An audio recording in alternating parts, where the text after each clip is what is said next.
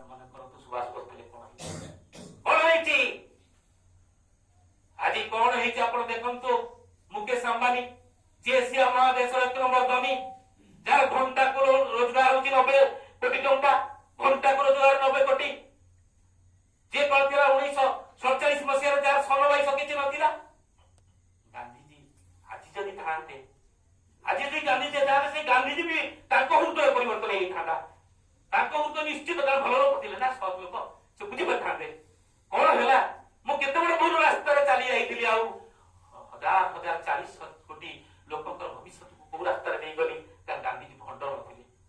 भंडन थे से देखी जो प्रकृति में जहाँ कहला सुभाष बोस ठीक शेष अवस्था भी से भाई सुभाष जहाँ कहला ठीक ये कौन एमती सब पहाड़ पाइले ये कौन देश को भाग गले गांधीजी को मारी भी देले जो मैंने गांधीजी को टेकिकी धरी देशटा को स्वाधीन कला लुंठन करने से मैंने देखिले गांधीजी बर्तमान रही आम विरुद्ध में चली पुणी सुभाष बोस को जन्म देदेव सुभाष बोस जन्म नहीं जीव तेणु गांधीजी को मारी दियो हटाई दियो से दिन पर्यंत गांधीजी को बचा जति दिन पर्यंत आम पुणी शोषण हथियार टी हाथ को आना आसीगला पर बर्तमान हूँ गांधीजी देखिए मुझे मेल्ट करा कि मेल्ट होनी कि मेल्ट हो आज कौन तेणु आज शोषणमूलक व्यवस्था स्थायी करने अश्लीलतार बहु प्रसार आपण मन मन रखु मुझे कहली भारत वर्ष स्वाधीनता आंदोलन रे सुभाष बोस 42 मसीह नेतृत्व दे शोषणी समाज गठन करते मुझे कहूँ आपण मैंने पढ़े वॉल्यूम 1 वॉल्यूम 2 वॉल्यूम 3 सब अच्छी सुभाष बोस निज लेखा स्पष्ट भाव में से लिखिं शोषणी समाज साम्यवादी समाज कम्युनिस्ट समाज गठन करवा स्टालिन को प्रशंसा से स्टालिन को सुभाष बोस को प्रशंसा करना द्वितीय विश्व युद्ध समय एमती कौन स्कूल ना कौन देश ना जो स्टालिन फोटो पेपर बाहर माने स्कूल रे प्रार्थना सभा रखिकी फुल देता बचुला अवस्था हिटलर को जवाब देती स्टालिन ये हिटलर जे कहला सेमेटिक जाति यूरोपी मानू लक्ष लक्ष संख्यार मारुला मनीष मरा कारखाना तैयारी करता धुआं उठुला विभाग कारखाना खाली मनीष मरा को मनीष खाली यूरोपी मान मरा होता केमी मरा होता कारखाना मरा होता से कारखाना माने पोड़ी दिया होता झील का यूरोपी मान आउ कौन करा 3 वर्ष 1.5 वर्ष 2 वर्ष 5 वर्ष 7 वर्ष 8 वर्ष 9 वर्ष 10 वर्ष छुआ मानू यूरोपी छुआ मानू पानी कुंडे बुड़े मरा होता एटा बहुत कथा नुहे गुरुचरण पट्टनायक प्रलय गर्भ गोटे आप पढ़े ओडिशा अग्निगर्भ पढ़े वास्तव घटना हिटलर सेमेटिक जाति यहूदी मानू को पूरा खत्म करता कहीं ना यहूदी निपात कर देगी जर्मान को गोटे शुद्ध जाति प्योर नेशन गठन कर शुद्ध जाति गठन कर अत्यंत फाशीवादी बर्बर आक्रमण जहाँ सारा विश्व माने समस्त विरोध करते रवींद्रनाथ ठाकुर गांधीजी आरंभ कर गोपबंधु आरंभ कर जड़े प्रशंसा कर हिटलर को गोटे स्वर में समस्त विरोध करते स्टालिन को गोटे स्वर में जड़े व्यक्ति ना जे प्रशंसा कर हिटलर को परास्त करता द्वितीय विश्व स्टालिन जो देशटा को परास्त कला लाभ बहुत फेरी आसला से देशवासी हाथ में देश साम्राज्यवाद दखलदारी जाई स्टालिन तेणु से स्टालिन को जो समस्त प्रशंसा कर हिटलर को विरोध कर भारत वर्ष जड़े हिटलर को माने समर्थन भूरी भूरी समर्थन देकर वक्तव्य देती बही लिखिं बही नहीं आसी देखिए बही लेखा हिटलर को प्रशंसा करमती हिटलर शुद्ध जाति गठन करने जर्मनी चेष्टा करुच्ची आम देश भी शुद्ध जाति गठन करने आमे शिक्षा नवा उचित वी और आवर नेशन गोटे देखाई गोटे बही बंच ऑफ थॉट बोली गोटे बही दीटा बही मो पाखे अच्छी ए बही रे लेखा अच्छी कौन लेखा अच्छी ना आमे एठी हिटलर ठारू जो जाति गठन निदर्शन पाइलु हिटलर जी हत्या कला छोट छुआ मानू लक्ष लक्ष यहूदी मानू आमे सेमती एठी जाति गठन करिबु शुद्ध जाति तेणु शुद्ध जाति केमिति गठन हो ना केवल हिंदू एठी रहिबे आउ ख्रिस्टियान अण हिंदू मुस्लिम मुस्लिम जे आछथि समस्त को हिटलर भली हत्या करिया हिंदू କରିବାକୁ ପଡିବ। ହିନ୍ଦୁତ୍ୱ ବହି bunch of thought, two nation theory, ମୁଁ ଯୋଉଟା କହୁଛି ଆପଣ ଦେଖିବେ ଏବଂ ତାଙ୍କର ପତ୍ର ପତ୍ରିକାରେ ଦେଖିବେ, ସେଥିରେ ଏଇ କଥା ସ୍ପଷ୍ଟ ଉଲ୍ଲେଖ ଅଛି। ସେ ବହି ବି ମୁଁ ନେଇକି ଆସିଛି, ଆପଣ ମାନେ ଦେଖିପାରିବେ, ଯୋଉଥିରେ କୁହାଯାଇଛି ସିଟିଜେନସିପ ବି ମଧ୍ୟ ରହିବନି, ଯୋଉମାନେ ଅଣ ହିନ୍ଦୁ ସେମାନଙ୍କର ସିଟିଜେନସିପ ରହିବନି। 39 ପୃଷ୍ଠାରେ କୁହାଯାଇଛି ଯେ ଏନଆରସି ସିଏ ଆଇନ ଆସୁଥିଲା ଯେ ସିଟିଜେନସିପ ରହିବନି, କେବଳ ହିନ୍ଦୁ ମାନଙ୍କର ରହିବ। ମାନେ ସେଟା 1939 ମସିହାରେ ଗୋଟେ ବହିରେ ଲେଖା ହେଇଛି ସିଟିଜେନସିପ ରହିବନି, ଏବଂ ସେଇଟାକୁ ବିରୋଧ କରିଥିଲେ କିଏ ଜାଣିଛନ୍ତି ସେତେବେଳେ ଏଇ କଥା ଗୁଡା 1939ରେ, 1935ରେ, 1933ରେ ସୁଭାଷ ବୋଷ। ତାଙ୍କ ବହିରେ ପାଇବେ, ସେ ହିନ୍ଦୁ ମହାସଭା, ଆରଏସଏସ ଏ ନାଁ ଧରିକି ସେ ଭାଷଣ ଦେଇଛନ୍ତି। ନାଁ ଧରିକି ଆପଣ ବହି, ଆପଣ ଚାହିଁଲେ ବହି ଦେଖିପାରିବେ, ବକ୍ତବ୍ୟ ଦେଇଛନ୍ତି। ଏଗୁଡା ଠିକ ନୁହେଁ। ଯୋଉଥିପାଇଁ ସିଏ ତାଙ୍କ ଆଜାଦି ହିନ୍ଦ ଫୌଜରେ କୌଣସି ବାହିନୀ ନା, ଆମର ଯେମିତି ଭାରତ ବର୍ଷରେ ଏବେ ବି ଦେଶ ସ୍ୱାଧୀନ ଭାରତ ବର୍ଷରେ ଗୁର୍ଖା ବାହିନୀ ଶୁଣିଥିବେ, ଗୋର୍ଖା ବାହିନୀ, ଗୋର୍ଖା କଣ କହିଲେ ଆପଣ, ଗୋଟେ ମାନେ କମ୍ୟୁନିଟିର ନା, ସେ କମ୍ୟୁନିଟି ଅଛନ୍ତି ଗୋର୍ଖା ବାହିନୀ ଦିଆଯିବ। ଆମେ କହିବା ଧର୍ମ ନିରପେକ୍ଷ ଦେଶ, ମଣିଷ ସମାନ, କିନ୍ତୁ ସୁଭାଷ ବୋଷ ଦେଇନଥିଲେ ଗୋର୍ଖା ବାହିନୀ, ଖଲିସ୍ତାନ ବାହିନୀ, ହିନ୍ଦୀ ବାହିନୀ, ମୁସଲିମ ବାହିନୀ ଦେଇନଥିଲେ। ବରଂ ସିଏ କଣ କରିଥିଲେ, ଥରେ ଗଲା ବେଳକୁ ଅଲଗା ଅଲଗା ରୋଷେଇ ବସିଛି, କାନ୍ଦିଲେ ଦେଖିକି, କହିଲେ କଣ ହେଲା, ମୋ ଆଜାଦି ହିନ୍ଦ ଫୌଜରେ ମୁଁ ଜୟ ହିନ୍ଦୀ କହୁଛି, ତୁମେ ଅଲଗା ଅଲଗା ରୋଷେଇ କରୁଛ, ତୁମେ କରିବ ଦେଶ ମୁକ୍ତି, ହେଇପାରେ ନା। ତାପରେ ଠାରୁ ଗୋଟିଏ ରୋଷେଇରେ ଖାଇଛନ୍ତି। ବର୍ମାରେ ଚେଟିଆ ସମ୍ପ୍ରଦାୟ, ବ୍ରାହ୍ମଣ ସମ୍ପ୍ରଦାୟ ତାଙ୍କ ମନ୍ଦିରକୁ ଡାକିଲେ ଟଙ୍କା ପାଇଁ। ସେ ମନ୍ଦିରକୁ ଯେତେବେଳେ ସୁଭାଷ ବୋଷ କଲେ, କହିଲେ ମୋର ହିନ୍ଦୁ ମୁସଲିମ ଯେତେ ଅଛନ୍ତି, ଛୋଟ ଜାତି ବଡ ଜାତି, ମୋ ଆଜାଦି ହିନ୍ଦ ଫୌଜରେ ସମସ୍ତେ ମଣିଷ ଯଦି ମନ୍ଦିରରେ ପଶିବ ମୁଁ ଟଙ୍କା ଦେବି। ସେ କହିଲେ ନା, ଆମର ତ ପ୍ରଥା ପରମ୍ପରା ମୂଳରୁ ନାହିଁ, କେବଳ ନିଷ୍ଠାପର ବ୍ରାହ୍ମଣ ପଶିବି। ସେ କହିଲେ ତାର ଦେବିନି। ତେଣୁ ସୁଭାଷ ବୋଷଙ୍କ ପ୍ରତି ଏତେ ଭଲ ପାଇବା ଥିଲା, ସେମାନେ ତ ତାର ଆସନ୍ତା ପ୍ରଥମ କରି ସୁଭାଷ ବୋଷ ପରମ୍ପରା ଭାଙ୍ଗିଲେ। ତେଣୁ ସୁଭାଷ ବୋଷଙ୍କର ବାହିନୀରେ ହିନ୍ଦୁ ମୁସଲିମ ନିର୍ବିଶେଷରେ ଯୋଗ୍ୟତା ଅନୁଯାୟୀ ସବୁ ଝାନ୍ସୀ ରାଣୀ ରେଜିମେଣ୍ଟ କରିଥିଲେ। ଆଜି ବିଚାର ବିମର୍ଶ ଚାଲୁଛି ଆମର ମହିଳା ସୈନ୍ୟବାହିନୀ ଗଠନ ହବ। ଆରେ ମହିଳା ସୈନ୍ୟବାହିନୀ ତ 1943 ମସିହାରେ ଗଠନ କରିଦେଇଥିଲେ, କିଏ ସେ ସୁଭାଷ ବୋଷ, ଝାନ୍ସୀ ରାଣୀ ରେଜିମେଣ୍ଟ। କୋରାପୁଟରୁ ତ 14 ବର୍ଷର 15 ବର୍ଷ ଗୋଟେ ଝିଅ, ତା ନା ଇନ୍ଦିରା ପଣ୍ଡା, ସେ ଯାଇ ଯୋଗ ଦେଇଥିଲେ ଏବେ ପଦେ, ତାର ଷ୍ଟାଚୁ ହେଇଛି ଜୟପୁରରେ, ଜୟପୁରରେ ଷ୍ଟାଚୁ। 15 ବର୍ଷର ଝିଅ କୋରାପୁଟରୁ ପଳେଇଗଲା ବର୍ମା। ସୁଭାଷ ବୋଷ ଛୋଟିଆ କ୍ୟାରେକ୍ଟର, ମା ଛାଡିଦେଲା, ମା ଛାଡିଦେଲା। ସେ କହିଥିଲେ ଗୋଟେ ରାଷ୍ଟ୍ର ବ୍ୟବସ୍ଥାରେ ଧର୍ମ ନୁହେଁ, ରାଷ୍ଟ୍ର ବ୍ୟବସ୍ଥା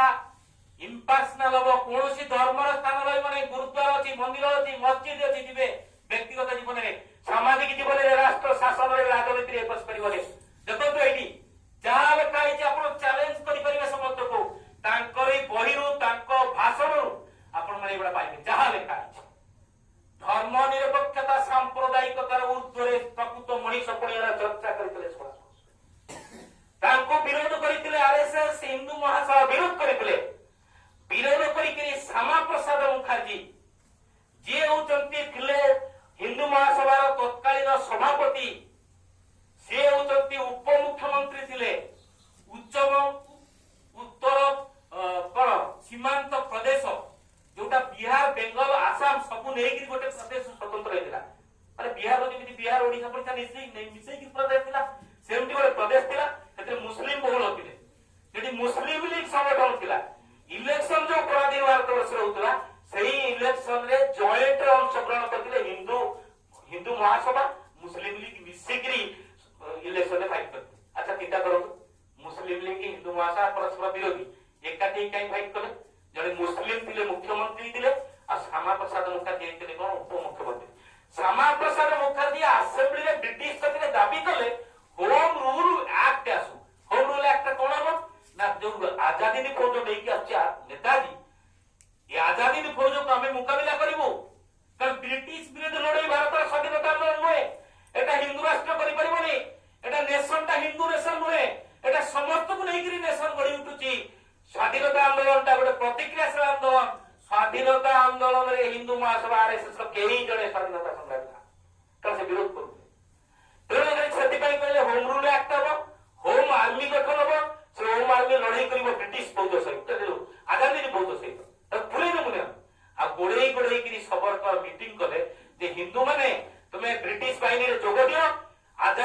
को परास्त कर। एटा होची भारतवर्षर स्वाधीनता आंदोलन आम आंदोलन नुह, एटा होची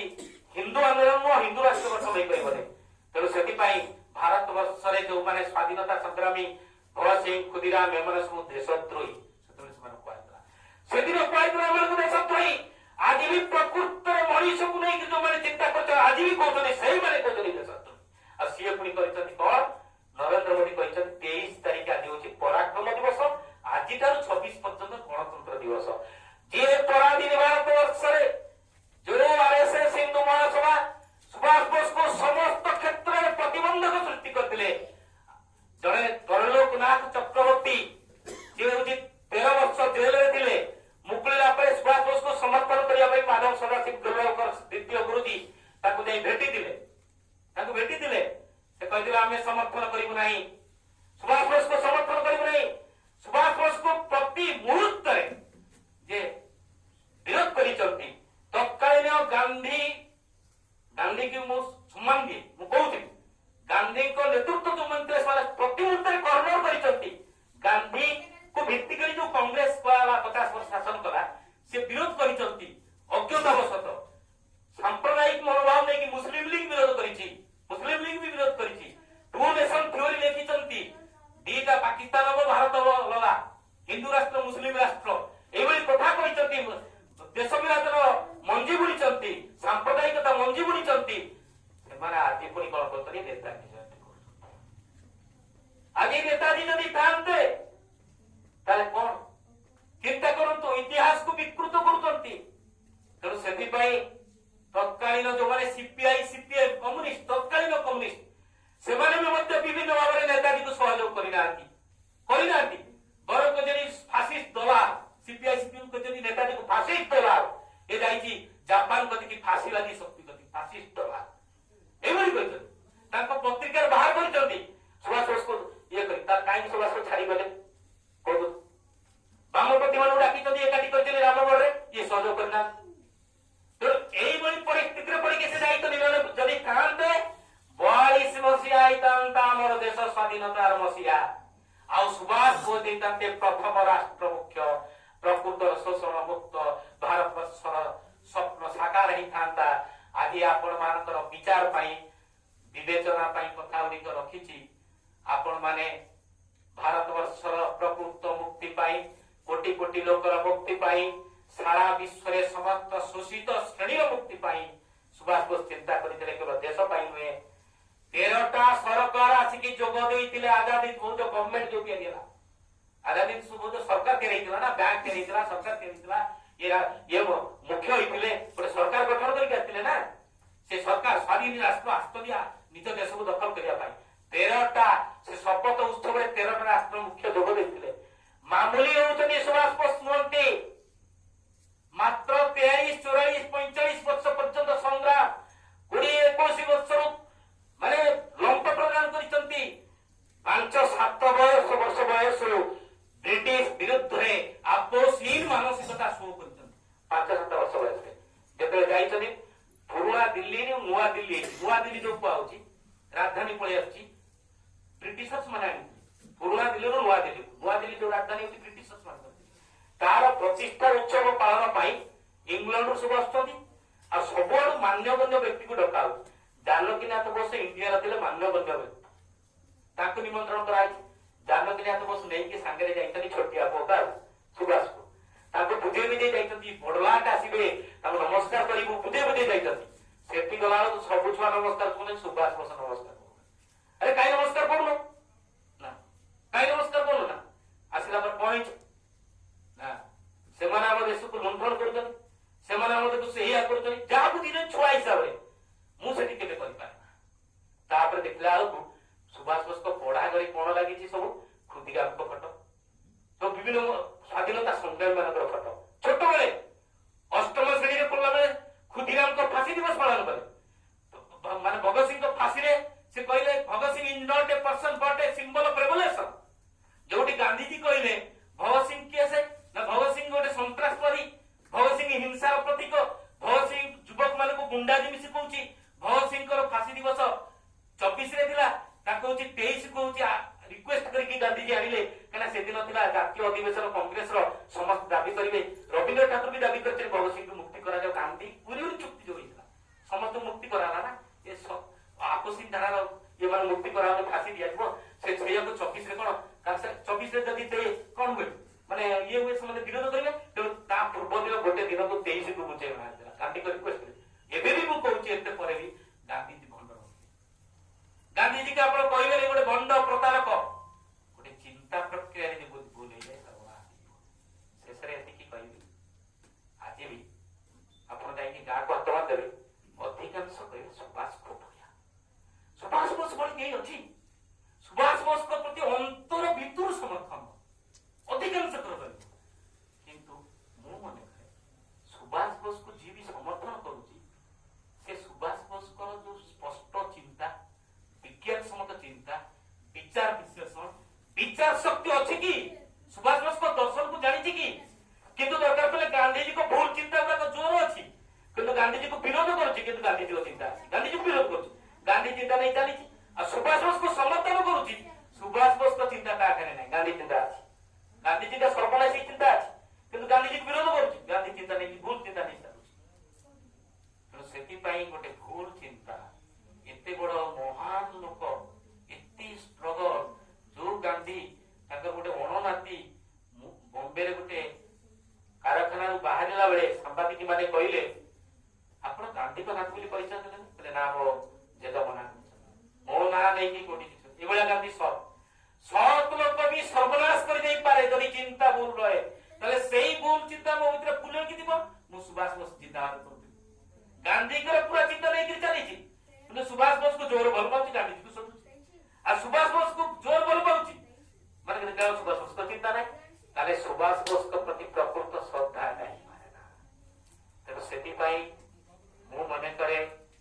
शेष आह्वान घरे घरे नेताजी घरे घरे सुभाष बोस भगत सिंह खुदीराम घरे घरे गांधी को जो उन्नत चरित्र दिग भूल दिग निष्ठार दिग सततार दिग प्रकृति मनीषर चर्चा आलोचना हवा दरकार प्रकृति बड़ मनीषर चरित्र को नहीं जदि चर्चा आलोचना चले ताले आमे प्रत्येक छात्र युवक महिला सब मनीषर मनीष पड़िया को बंचे रखी परिबा आ मनीष पड़िया जदि बंचिक रहे ताले दिने ना दिने देश रे विश्व रे मुक्ति आसीबो शोषणहीन समाज प्रतिष्ठा हो जोटा सुभाष बोस स्वप्न देखिथिले जोटा प्रतिटी मनीषी स्वप्न देखे प्रकृत रे सब मनीष श्रेष्ठ संतान मनीष श्रेष्ठ भाव बंचिब मनीष उपरे मनीषर अत्याचार मनीष उपरे मनीषर जुलम मनीष को मनीष घृणा करिवो एटा को मनीषर काम नुहे आमे जदि गणतंत्र कथा कहबा कोन तो गणतंत्र ताले कोन